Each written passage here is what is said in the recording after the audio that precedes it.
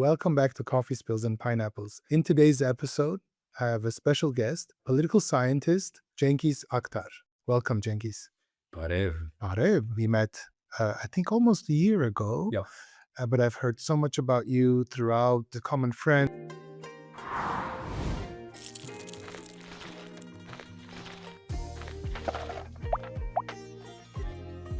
Cengiz, where did you start? What were the earlier recollections of you growing up in a country that was quite vibrant at the time? Maybe in my childhood, you were already quite the adult, in the field. Turkey was always in the news, travel magazines. People would want to go to Turkey, and Istanbul was like a happening place. I mean, Turkey started really to boom. It was the rising star after 2000 with the EU process, actually. Uh-huh. I grew up in Turkey. I left quite early at the end of my secondary education, lived long years in France. I finished my double major in Paris. And these were very nice days and beautiful days because Paris was not the Paris of today. Sure. I started with academia and then I very quickly shifted to the UN and I was seconded to the UN. I worked long years in Asia and Africa. How did all these experiences shape the way you're thinking today, or did they at all? I consider myself as a born cosmopolitan. Yeah. Although my family was by record Muslim, but okay, my grandmother was praying, but the others no. It's a very secular family. But this helped me, and being completely bilingual, if not trilingual, that helped me a lot to interact. I think it's a matter of personality. It's a matter of again, DNA probably, because I have other friends who had this kind of vast world experience and who like to go back home. I'm happy where I am. I live in Greece now. That's right. I left Turkey. I'm persona non grata in Turkey. It's 8 years. Yeah. I consider myself like all these former Ottoman citizens, who had to leave. It's been the same. I'm talking about the Greeks, Armenians, the Syriacs, and who had to leave their ancestral lands. So I'm in the same situation, but with 100 years of difference. It's a normal process in a way, normal, quote unquote, of course. It's a natural process. When you ethnically and religiously clean one part of you and then you continue because and of course when you don't recon with it. That's right. And this is a key thing, and the Turks never understood that. Now it's their turn, and the 3 million people left the last 9 years. 3 million, and not the worst. Genuine brain Intellectuals, Yes, of course. probably entrepreneurs as well. It's a bit like Iran after 1979. Look at the result after 45 plus years. I'm happy there, and actually I commute between the two ends of Turkey, between Greece and Armenia. So you're on the periphery of I'm Turkey. in the periphery, exactly. This is this commuting in fringes, in the margins, in the kaina of Turkey. It's fascinating because I really feel at home in both countries. You live in Greece, but you've been to Armenia very often. I come almost. I started to come right after '89, almost 1991. That was my first trip. Now I come more regularly, and it's my third year. I interact with colleagues in American University of Armenia. Last year I was at the French University, but the year before 23, I was again at AUA. I liked very much this idea of the interaction with colleagues, but also with students. After all, I'm a teacher, I'm a professor. I really want to go deep in many aspects which are common to our, we have a common history. What's the commonality? What did you find? We are all coming there. When I ask the people, some are have no relationship with Western Armenia, as it's called, or Anatolia. Let's call it that way. It's easier. And they have families. Some have gone. Some never went. We are from the same same soil, and this is important, and it's important to also to build something, because I believe that you cannot build, you cannot create a future without knowing the past. If you don't know the history, you're bound to make the same mistakes. You're bound to repeat things that will compromise your freedom. And you're right. And I think today's US is a sheer example of The curse of the Native Americans, probably it was probably not called America at that time. Just 250 years old. That's a Only. says. Don't forget. I mean, it's nothing.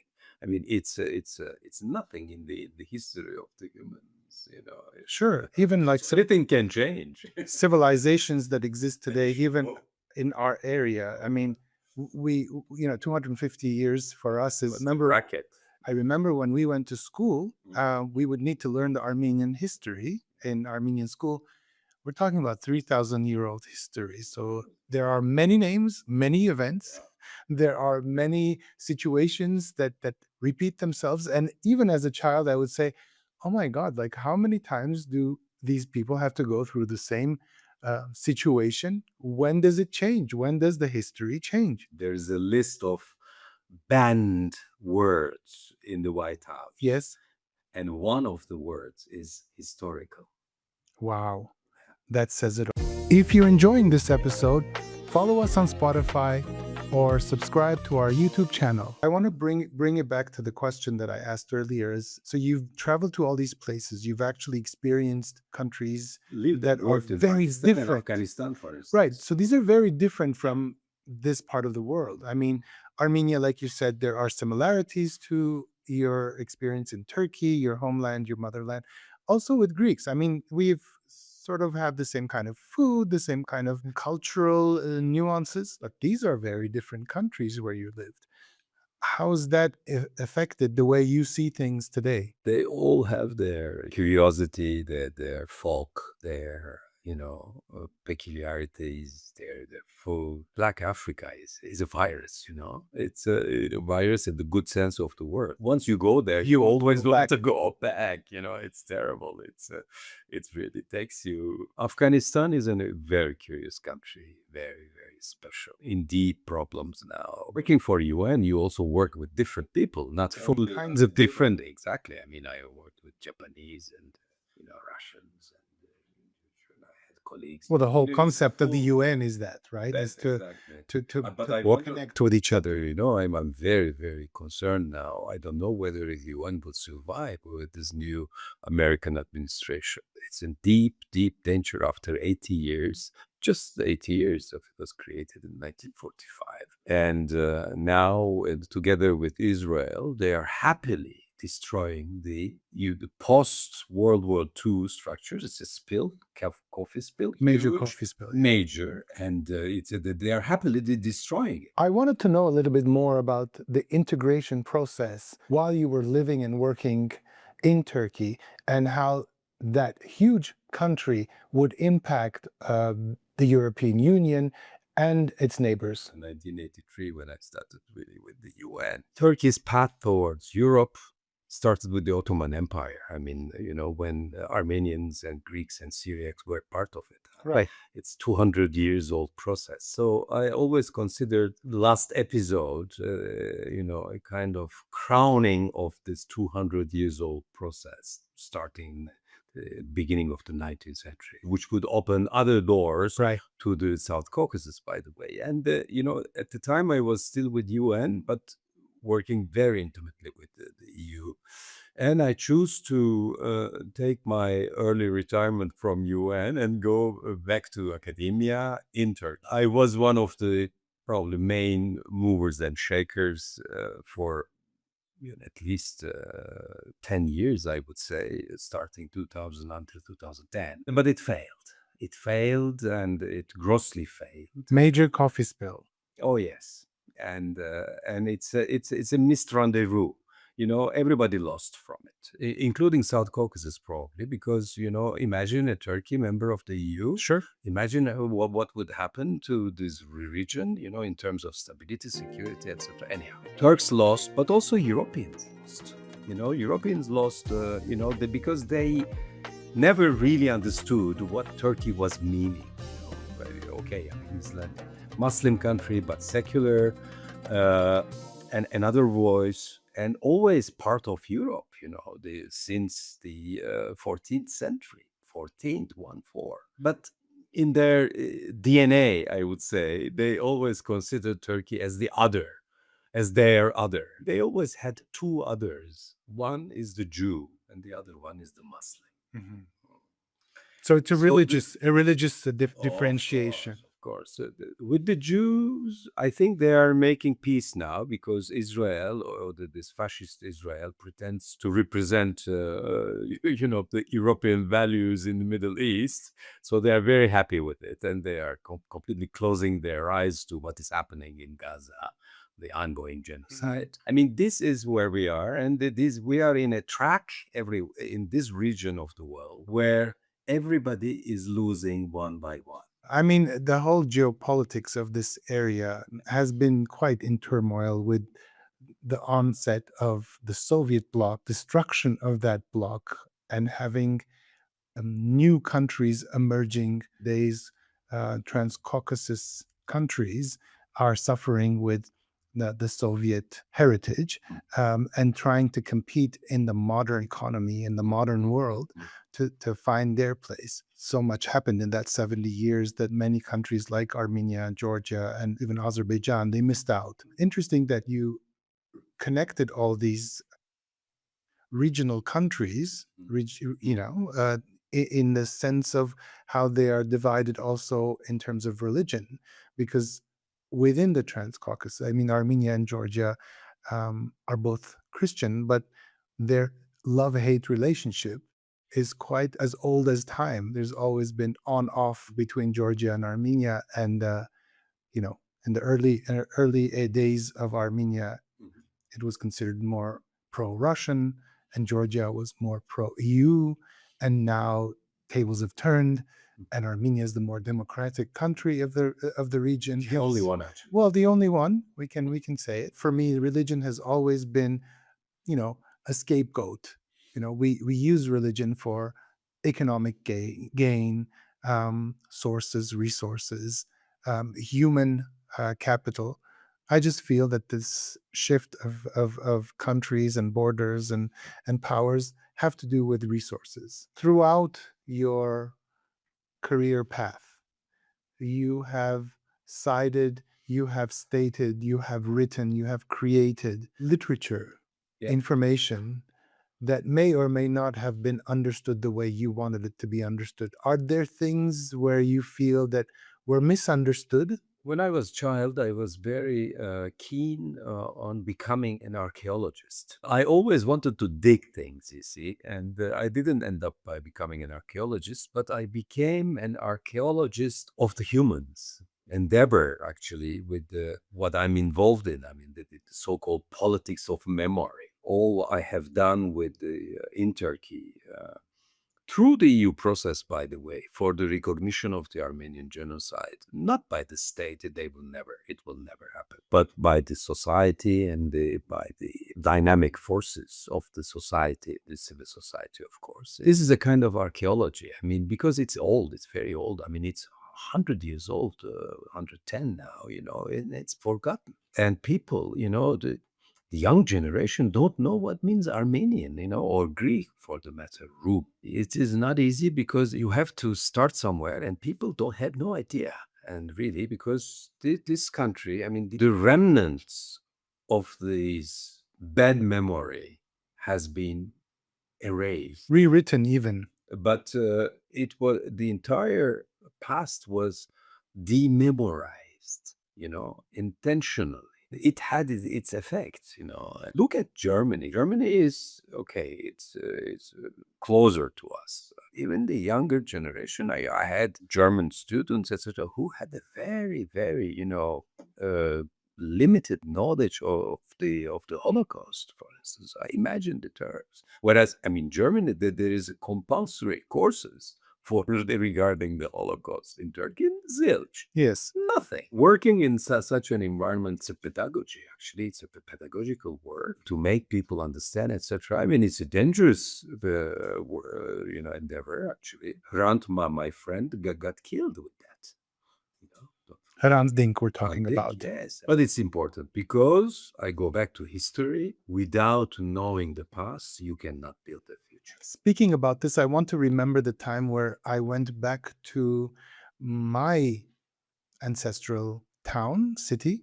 Today's Aintab, Gazi Aintab, where Where's the Gaziantep? It's a completely ideological rewritten. word, of course. Okay, so this is where I'm heading. It's a Rewriting history is part of the memory, the loss of the memory. First, during the Ottoman Empire, the switching to Latin letters made all the archives and all the informations of the past unrecognizable for the current modern day Turks. So this is a good way of losing, the memory. But another way is to rename things and repurpose things. So during my visit in Aintab, I went back and I discovered a city where my parents, my parents' parents, their families lived and expanded and were entrepreneurs. And I discovered that in the American college there, some of my Niziblian family members actually had positions. Women had graduated from college universities and were working as nurses and doctors and accountants, whereas in the US, when we talk about women's liberation, I mean, this is fairly new and very superficial when you see how mid-late 1800s the liberation was there and the Armenian population was thriving. That memory is also lost. Within my generation and my children's generation, we don't really remember how much we've actually lost in terms of infrastructure and knowledge and wealth and culture.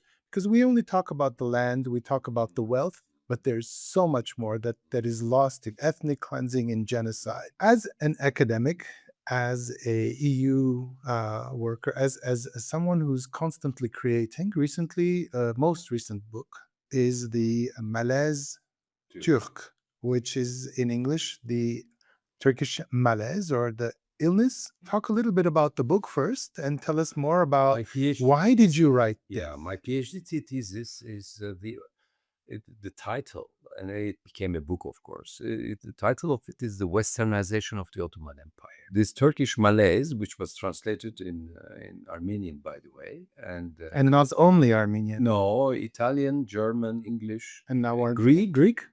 sure, yes. And in Armenian, it's tukakan ach, and in Greek, it's for acht, it's achtos. It's very curious. Very similar It's the word. same Yeah, word. yeah. It's a very short book. It's an essay, readable in 3 hours. It's a kind of stage of my intellectual life, really.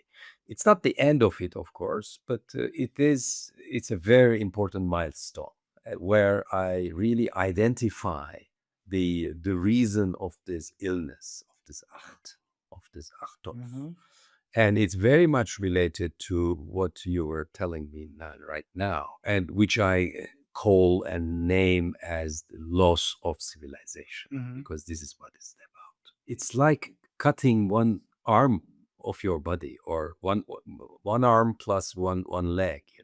Okay, what remains? And the other leg, Correct. but you are, disabled. This is exactly what happened. This loss of civilization has had, incredible, deep consequences for, of course, for those who had to leave or who had to die, by the way, but also to those who had to remain. This loss of civilization concerns everyone, and it's a general catastrophe. Literally, I'll give you just one figure. 3 million out of 16 million were erased. 3 out of 16 is Yeah. a lot. And these people, as you were mentioning, the thriving Armenians, but not only Armenians, Greeks, and Syriac, they were all thriving. The 19th century is the golden age of the non-Muslim populations of the Ottoman Empire. Exactly for this reason of westernization. They made the biggest, out of it, really, because they were, in terms of education, in terms of economic relations with Europe, they were learning and speaking the languages, and they became the bourgeois of the Right. Ottoman Empire. So what happened? I mean, the Ottomans killed that bourgeois. When you this is not something which you can recreate by pushing a button, you see. So, but the memorization that I'm talking about regarding this huge crime, I mean, it's a founding sin, really, founding evil. Once you don't talk about it, once you try to ignore it, etc., it kind of, it poisons you. Today, Turkey is in deep trouble, and it's a country which has lost its moral values. And it's not just an economic issue or political issue, it's a human issue. Why did this country has really fallen in this kind of huge, abyss? It's a black hole in a way. And it is because it has always refused to consider properly its past Mhm. and refused to make its mea culpa. Because when you don't talk about this kind of things, you despise the rule of law because there was no justice. Yeah. When the justice lacks, then that enters your body, but the body of the entire society. This is the illness that I'm talking about. I mean, illness is very, it's not strong enough. It's a malaise. Right. It's a malaise which slowly but surely kills. But it's a we say, systematic crazy. illness, right? The country has lost all possible references. You cannot imagine the degree, lack of ethic. It's not just, again, I mean, it's not politics and economics. It's much deeper Right. than that. Much more rooted. Psychologically, it would become the trauma that has not gone through any kind of healing process, that is transcended through transgenerational and generations, but also impacting others, right? Because now you have the population of Turkey, but the impact also is in Cyprus, is in Greece, is in Armenia, is in If with the Kurdish population, the Yezdis, also all of this. in such a polity, as we say, polity is both the society and the state, okay? The polity has become a kind of, I would say, a monster which consumes itself, you see. But autoconsumption doesn't stop at the borders of the country, unfortunately, and the spill is all over the region.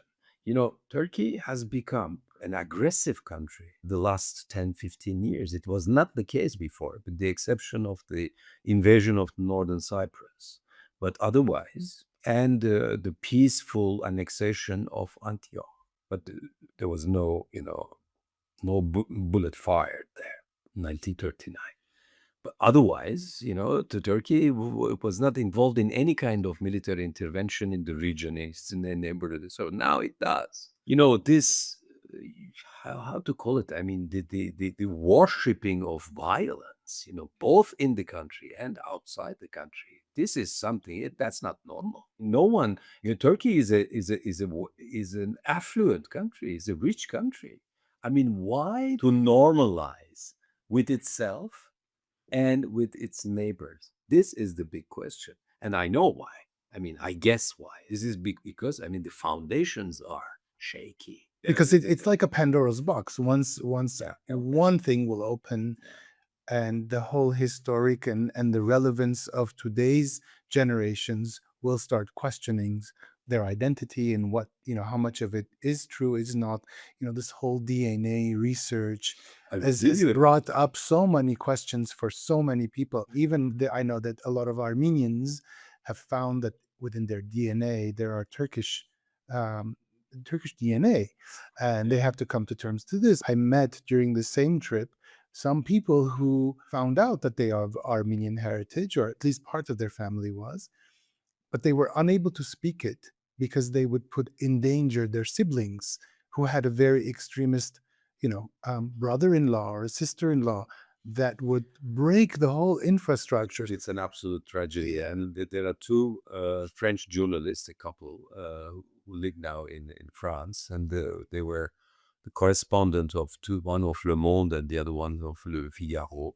They wrote a very interesting book about the convert. I mean, the grandchildren of the convert Armenians. I mean, there are absolutely tragic stories. You know, just to mention one, the man is a neo-fascist, is a Turk, voting for this neo-fascist ultra-nationalist, you know, party, MHP, and he discovers his Armenian origin. He commits suicide. Yes. Of course, he just Yes. kills himself, you know, because it's absolutely. But this is what I meant is that the unfolding of this Wow. could create a huge identity crisis. Yes, but without that, there is no healing. If you're enjoying this episode, follow us on Spotify or subscribe to our YouTube channel. I was reading before coming in Athens my baby book, and my father was writing about me young, very young, as a child, which was very keen on injustice and, you know, revolting against injustice. I think this is it. I found this, I was reading this, you know, without paying attention, and then I recalibrated it, you know, with my present life, and I ended up recognizing that it's, you know, it's me. I mean, it's, you know, I cannot stand injustice, and this is either, you know, it's not just personal, Right. it's yeah. I mean, But does it come also from the family? I mean, when you said your father, I'm just thinking, are there people in the family that were also speaking up? my grandfather, the father of my father, was consul general of the Mandate Iraq, because he was Arab, and he was a genuine Arab from Baghdad, Ottoman born, of course. But then, you know, he became Iraqi, and he was the consul general during the Anschluss, when Germany, you know, Right. absorbed Austria, and he was involved in distributing and giving, you know, Iraqi passports to Austrian Jews. To say then. Speaking of you and someone who is now persona non grata, as you Yes, said, that's true. the book, The Malaise Turk, is written in 2022, but you've been the persona non grata, what, for 8 years now outside of Yeah. the country?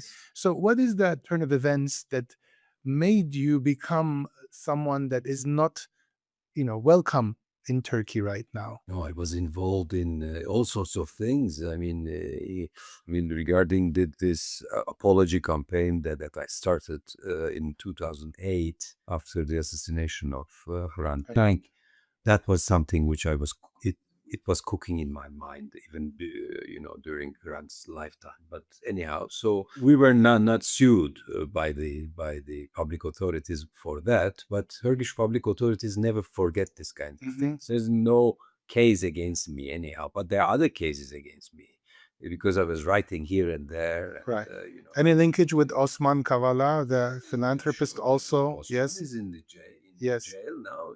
He's Almost 8 years. Yeah. no? Yeah. Yeah. Finished More than his 8 years. Yeah. Well, It's after the coup, right? I left definitely into 2017.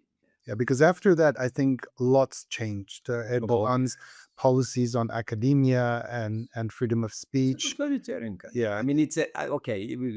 Let's not play with the words. It's a non-democratic country. Right. I mean, the most recent arresting the potentially the opposition to his running of the new elections is also a major Russian sign. style, Yes. Russian playbook. Right. No, So you spend this what mostly in Istanbul before you actually started traveling, and what were the signs that you wanted to become someone that will travel, will live elsewhere? Something that slowly happened, or you got a job, or you saw someone and you said, "I want to be like this."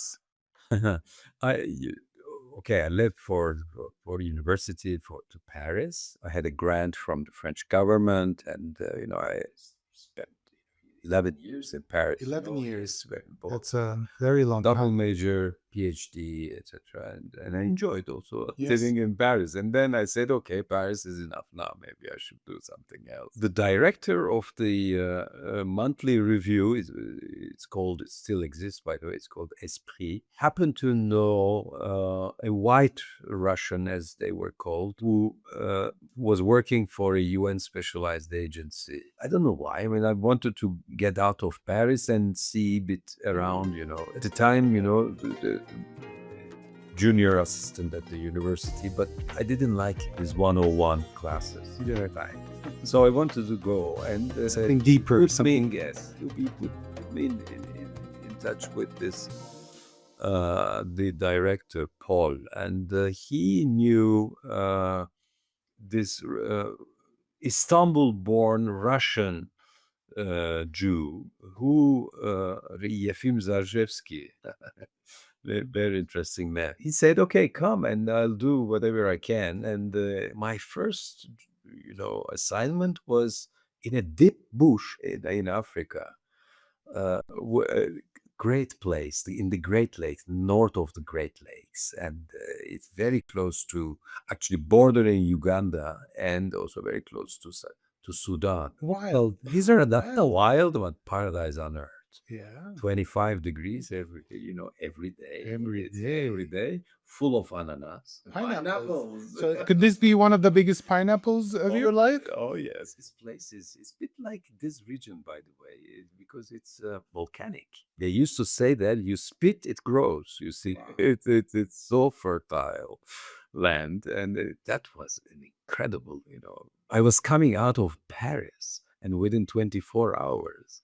I ended up in a village of 5,000 inhabitants. Then all the other assignments that I had, I mean, I always had gorgeous assignments in middle of nowhere because I was working for refugees. And, the refugees are always on the borders of the countries because they just leave their countries. They go just next door and they're protected.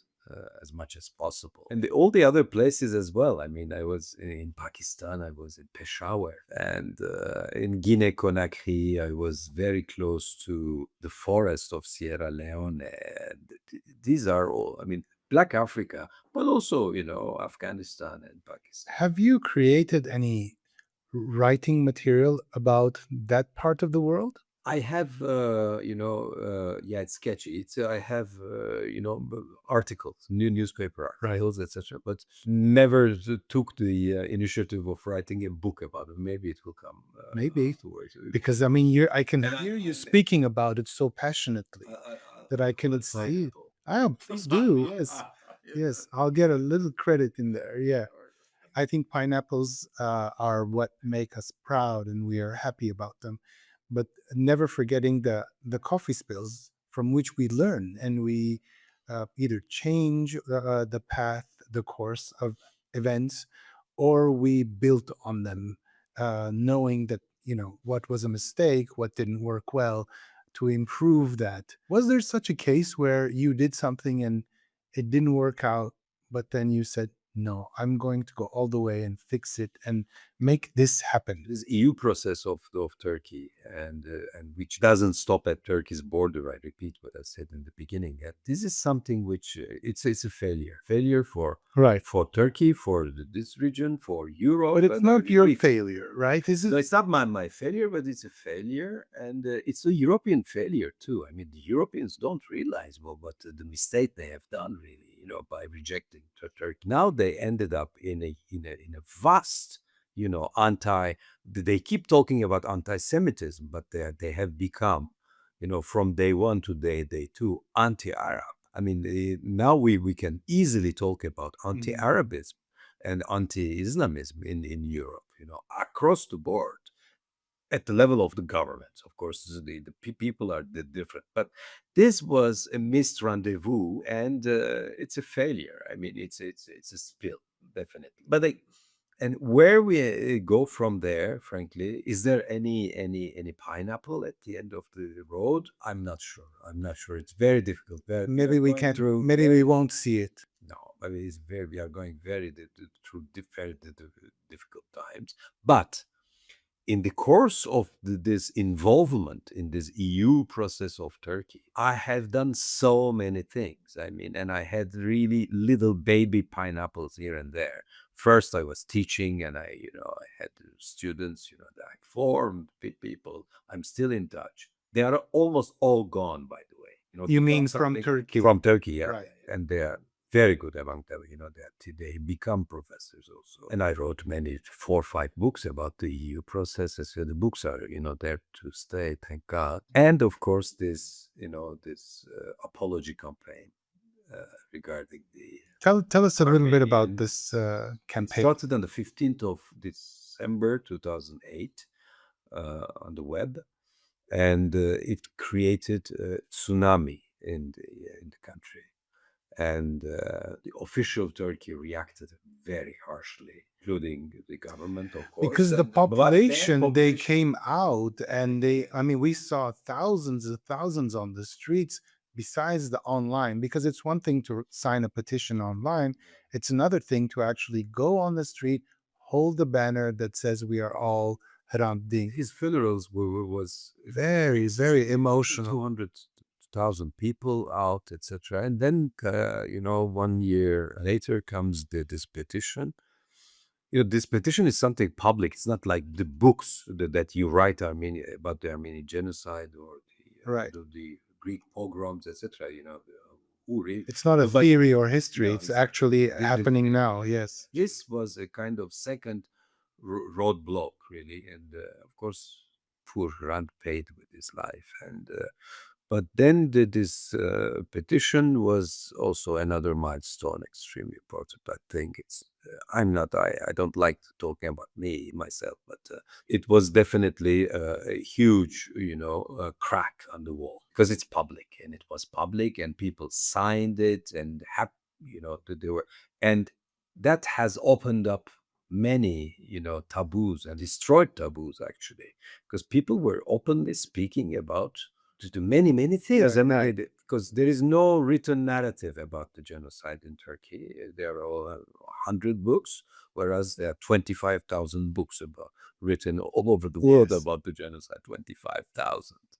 And but in Turkey, nothing. So the narrative and the memory is whichever memory it is. I think it- there are some denialist Oral books, history. even. No, Yeah. no, Yeah. I'm Even not those talking are, yeah. about that. Yeah.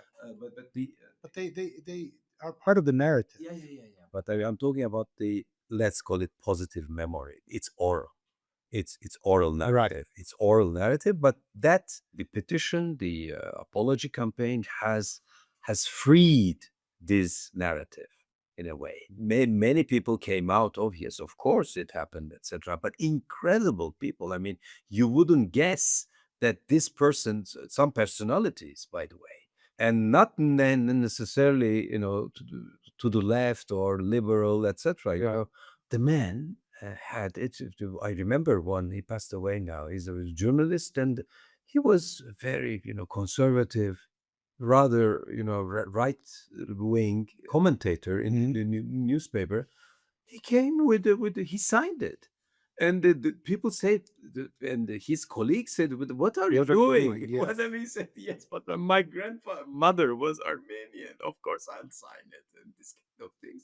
This is why I say, the genie is out of the bottle. Yeah. Yeah, Fijan. Thank you so much for this conversation. We can talk about this at length. And I really appreciate your candid stories, personal life stories. And I think just telling stories and speaking out loud about truths, personal truths, and human truths is part of the healing process. So thank you so much for being here today with Thank us. you. Shat Shnoragan. Shnura. Well, Yes, well said, well said. Thank you. If you enjoyed this episode and would like to support us, follow us either on Spotify or subscribe on YouTube channel for more episodes from Coffee Spills and Pineapples.